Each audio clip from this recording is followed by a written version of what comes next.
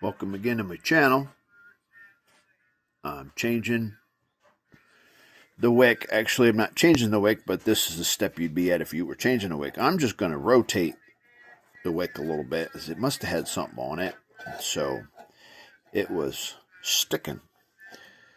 So it really helps if you can find a coffee can or something that's just the right size to hold that at, and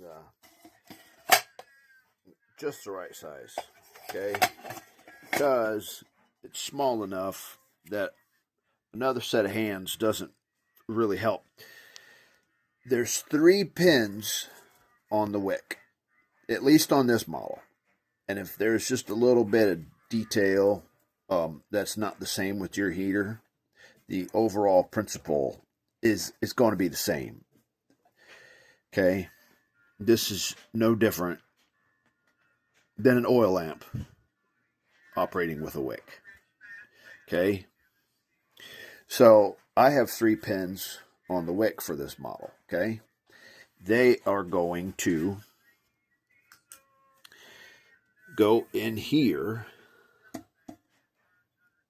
There's 3 places where the pins go, and three layers of metal have to line up at the same time with the pins. So you're going to get kerosene on you, at least a little bit. And that's the hard part, because another set of hands really doesn't help. Then this is going to be hanging down inside there, messing with you. So if you find a can, a coffee can or something that's the right size, that really helps. And then you're going to run it up and down with the knob. Put the knot on partially, and you're going to run it up and down to make sure it works right. Okay? A couple times. And likely you're going to have to do this more than once, because it'll often mess up when the wick is inside there and you're trying to slide it back down over the center of the base. Okay? So it's not difficult, but it can be a hassle. You just basic,